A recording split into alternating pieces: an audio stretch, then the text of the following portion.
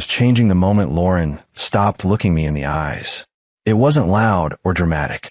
It was subtle, too subtle for most people to notice. But when you love someone deeply, you see every shift, every hesitation, every breath that doesn't sound like it used to. One night, while I was fixing a cabinet hinge in the kitchen, she walked in talking on the phone. Her voice was softer than usual, warmer. I paused, listening. She didn't know I was there. She whispered something and laughed quietly. One of those small, private laughs that I used to think were reserved for me. But when I stepped out from behind the counter, she jumped like she'd been caught doing something wrong. "Oh, Cole, I didn't see you," she said, tucking her phone away faster than she ever had before. The tone bothered me, but I let it go. Because that's what trust makes you do. Give people chances even when something inside whispers that you shouldn't. But the distance kept growing. She started coming home later, stopped asking about my day, went out with coworkers almost every weekend, and she never touched me anymore. No casual hand on my arm, no playful brushes in the hallway, none of those small sparks that keep a marriage alive. I kept trying. I cooked dinner. I planned a small weekend trip. I even surprised her with flowers once, something I hadn't done in a while. She barely reacted. The worst part wasn't her pulling away. It was how guilty I started feeling for wanting her attention, as if needing my own wife made me desperate. Then came the first real warning sign. I woke up one morning at around 6 and found her dressed up in a way she didn't usually dress for work. Hair done, perfume on, that same glossy lip smile she used to wear on our early dates. "Big meeting?" I asked gently. She hesitated. I caught it. Most husbands wouldn't have. "Yeah," she said after a beat too long. "Very important." But when she left, she didn't go toward her office. I watched from the driveway as she turned out of the neighborhood the opposite direction.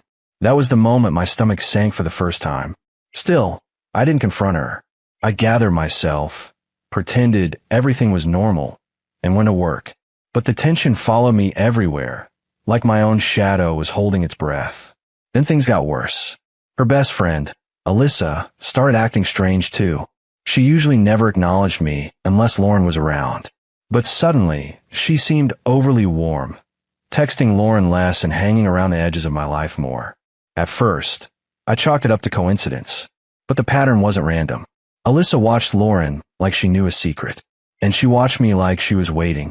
I didn't know what for. Not yet. One night, Lauren claimed she had a late shift. I waited up for her, something I hadn't done in months. Midnight passed. 1, 2.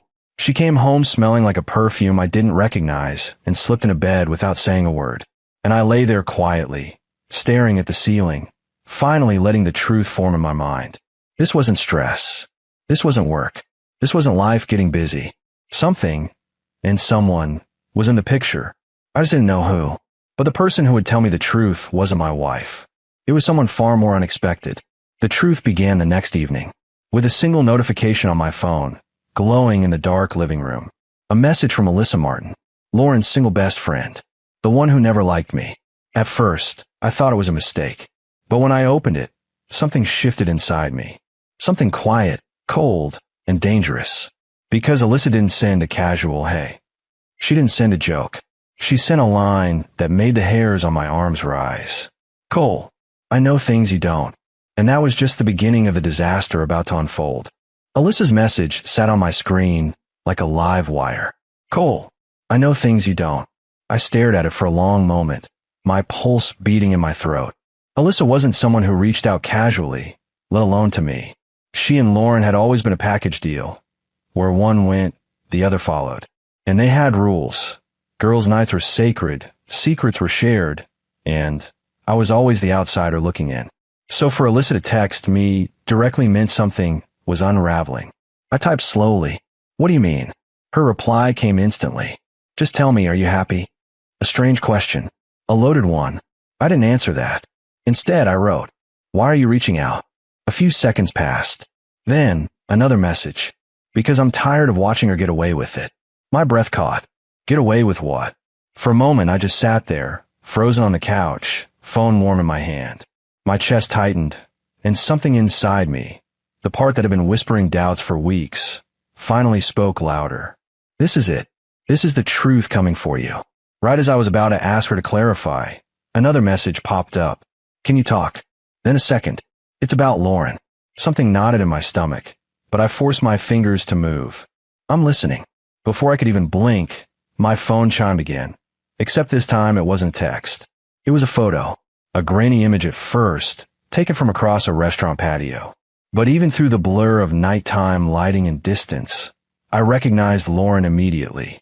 Her hair, her coat, the earrings I bought her for her anniversary. What I didn't recognize was the man she was sitting with. Their heads were close.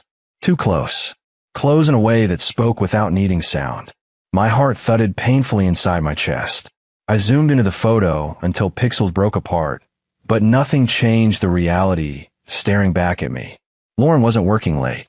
She wasn't stressed. She wasn't exhausted. She was lying. And she wasn't alone. My thumb trembled as I typed. When was this taken?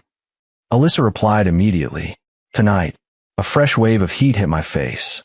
My jaw clenched so hard it hurt. I wasn't angry yet. Not the explosive, reckless kind of anger. This was different. Deeper. Colder. The kind of anger that settles in quietly, rearranging how you see everything. But before I could respond, another message arrived. Then another. Then another, like Alyssa had been holding back for a long time and finally let the dam break. This isn't the first time. She lies to you more often than you think. You deserve someone loyal. I swallowed hard. My voice came out softer than I expected when I finally sent back. Why are you telling me all this? The answer arrived with a vibration I felt through my whole arm. Because I care. I stared at the words, stunned. Alyssa? Caring about me? It didn't make sense. She never looked at me with anything besides mild annoyance. But now, the tone was different. The timing was strange. The sudden compassion felt like it had a story behind it. I needed clarity, so I wrote. Care how? Seconds passed. Then, Cole, I've seen how she treats you. How she takes you for granted.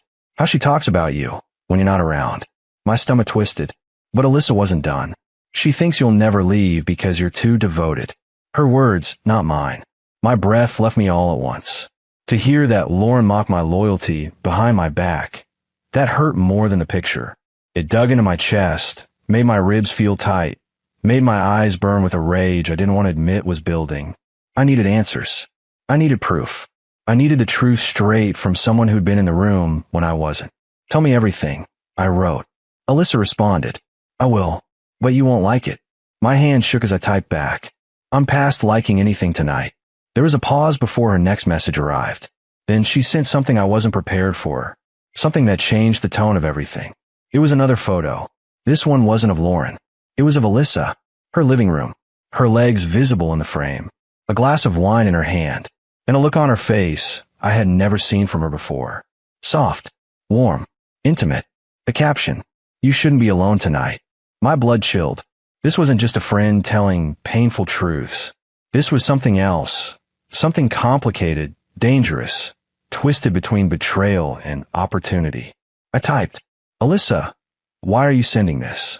3 dots appeared, vanished, appeared again. Then her message came. Because I want you to see what real attention looks like. My heart pounded. I didn't know whether to feel flattered, confused, or furious at the timing. But the line that followed, that one changed everything. Cole, I want you. The room felt smaller. The air felt heavier. Because in one night, 2 betrayals unfolded side by side. My wife's betrayal, and her best friend's desire. But one of them wasn't done yet. Alyssa sent one final message for the night, and it carved its way into my thoughts like a blade. If you knew everything she actually did, you wouldn't still be in that house. I set my phone down slowly. It wasn't just betrayal anymore. It was war, and I wasn't planning to lose. I barely slept that night. Every time I closed my eyes, the images came back, the ones of Lauren leaning in close to a man I'd never met, and the other, Alyssa sitting alone with a look that didn't belong to someone who was just a friend. By morning, my chest felt tight. My mind was foggy, but wired at the same time, like I'd been holding a storm inside all night. I sat on the edge of the bed, staring at the empty space where Lauren usually slept, wondering how long she'd been slipping away without me noticing. Her alarm went off on her side of the bed, but she didn't reach for it. Because she wasn't home. I checked the time. 6:47 a.m. No message. No explanation. Not even a lie this time. I went downstairs and made coffee out of habit, hands trembling so much I spilled a little on the counter. I wiped it off slowly, breathing in and out, trying to keep my thoughts manageable. But calm wasn't possible. Not after last night. My phone buzzed. A new message. I expected Lauren. It wasn't Lauren. It was Alyssa. Did she come home? I stared at her text for a long moment. Then I typed. No. Alyssa's reply came quick. I'm sorry, Cole. I didn't want you to find out this way. My jaw tightened. I typed. You knew. Yes, she answered. I've known for a while. I stepped back, leaning against the counter, gripping the edge until my knuckles went white. Then why didn't you say anything sooner? 3 dots appeared. Stopped. Appeared again. Finally, she wrote.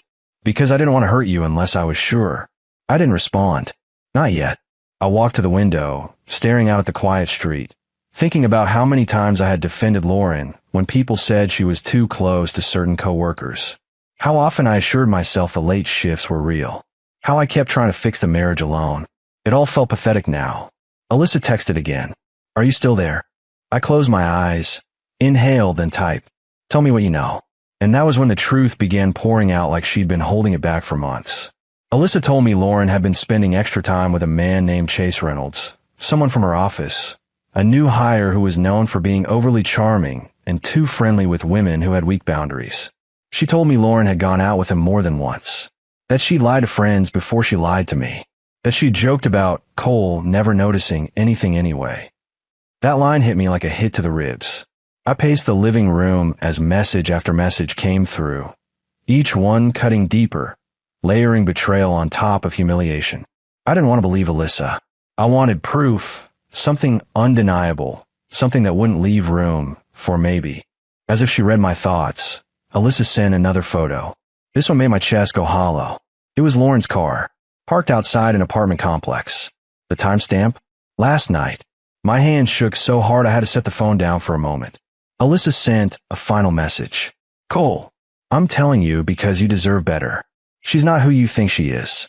I stared at the screen, letting everything sink in. Every lie, every late night, every quiet withdrawal. A cold clarity began forming in my mind, piece by piece. I typed back, why help me now? Her reply came slower this time, almost hesitant. Because I care how you're treated. And because... She stopped typing. Then, I care about you more than I should. My stomach tightened. I wasn't expecting that. I didn't know how to respond. My marriage was collapsing, and now her best friend was confessing something she'd apparently felt for a long time. I typed carefully, Alyssa, this isn't a good time. But she responded, I know. I'm not trying to rush you. I'm just telling you the truth. I've seen how loyal you are. How patient. How much you give. She doesn't appreciate it. She never has. The words stung because they were true. I walked around the living room, trying to think, trying to breathe. Alyssa sent one more message. Whatever you decide to do, you won't be alone. I stopped moving. Those words, they didn't feel supportive. They felt purposeful, deliberate, almost too certain. Like Alyssa wasn't just exposing the truth. She was positioning herself in it. I slipped my phone into my pocket and sat down on the couch, staring at the wall as the sun crept into the room, turning everything a dull gold. My thoughts swirled, sharp and bitter. Lauren was cheating. Alyssa had feelings. And I was stuck between a betrayal I didn't deserve and an attention I didn't ask for. One thing became clear. I wasn't going to react emotionally. I wasn't going to confront Lauren with desperation. I wasn't going to fall apart. I was going to think, plan, watch, observe. Because there's one thing people like Lauren never expect. A quiet man learning how to stop being quiet. For the first time in weeks, the storm in my chest felt different. Focused, controlled, strategic. A thought flickered in the back of my mind. A dangerous, chilling one. Maybe the best revenge wasn't shouting. Maybe it was seeing everything clearly, then making the right move at the right time. Lauren had her secrets. But now, so did I. By the time Lauren finally walked through the door that evening, I had already decided exactly how I would handle her. Not with yelling. Not with begging. Not with accusations she could twist into excuses or self-pity. I would let her reveal herself, and then I would end it on my terms. She stepped inside like she was walking into a stranger's home, avoiding my eyes, fumbling with her purse strap, forcing a casual tone that didn't match the tension wrapped around her. Hey, she muttered. Long day. I studied her quietly. Her hair was slightly tousled, her makeup smudged just enough to look like she'd been somewhere warm, lively, intimate. Nowhere near an office. I didn't ask where she'd been. I simply said, dinner's on the table. That surprised her. Her eyebrows rose, but she followed me into the kitchen. I served her favorite dish, the one I usually save for special nights. She sat stiffly, uncomfortable, probably waiting for me to ask questions, to push to pry. I didn't, and that made her nervous. She poked at her food, eyes darting toward me every few seconds. You're quiet.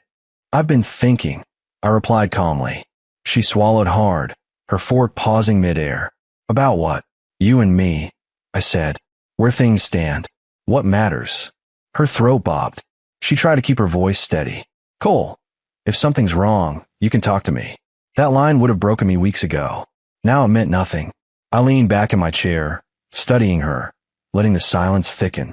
People reveal the truth when they can't handle quiet, and Lauren had never been good at holding her own guilt for long. Within seconds, she cracked.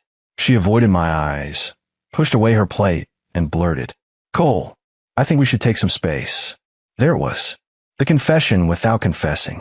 Instead of reacting, I nodded slowly. If that's what you want. She blinked, confused by how effortlessly I accepted it. You're okay with that? I'm okay with giving people what they've already taken, I said gently. Her face paled. She understood the meaning, even if she didn't know how I learned the truth. And that's when it happened. Her phone lit up on the table. A name flashed across the screen. Chase. The message preview was short. Made it home yet? Lauren froze. I didn't move. Didn't flinch. Didn't need to. Everything she ever tried to hide was glowing right there on the table. Her breath came out shaky. Cole, wait. It's fine, I said, standing up calmly. You made your choice a long time ago. She reached for my arm, panicked now. Cole, please, let me explain. There's nothing to explain, I said. You just showed me the truth. She tried again, voice cracking. It wasn't serious. I was confused and I stepped back, keeping my voice even. You were confused every night you walked out that door? Every time you lied to my face? Every message you erased? Her lips trembled. She didn't deny it. She couldn't. I walked toward the living room, grabbing the envelope I had prepared earlier, documents I'd printed that morning after speaking with an attorney. I handed it to her. What's this? She whispered. Clarity, I said. Something you never gave me. She opened it. Her hand flew to her mouth. Divorce papers. Clean, simple, peaceful. No fight. No screaming. No theatrics. Just closure. Cole, please, she cried. Let's talk. I can fix this. We can fix this. You had months to fix it, I said softly. You chose someone else instead. She collapsed onto the couch, sobbing. And for the first time in a long time, I didn't feel weak. I didn't feel lost. I didn't feel like a man begging for scraps of affection. I felt free. I picked up my keys, heading toward the door. Lauren looked up through tears. Where are you going? I turned back. To rebuild my life, I said calmly. With someone who actually respects me. She looked confused, angry, hurt, everything she had earned. And before she could ask again, my phone buzzed. A message from Alyssa. If you need a friend, my door is open. Lauren saw the name. Her eyes widened. Good. She wasn't the only one with unexpected attention anymore. I walked out of the house, letting the door close behind me. For the first time in months, the air felt light. My chest felt steady. My mind felt clear. Lauren thought she'd broken me, but she'd only awakened someone she never expected. A man who finally understood his worth. A man who wouldn't stay where he wasn't valued. A man who was done being quiet.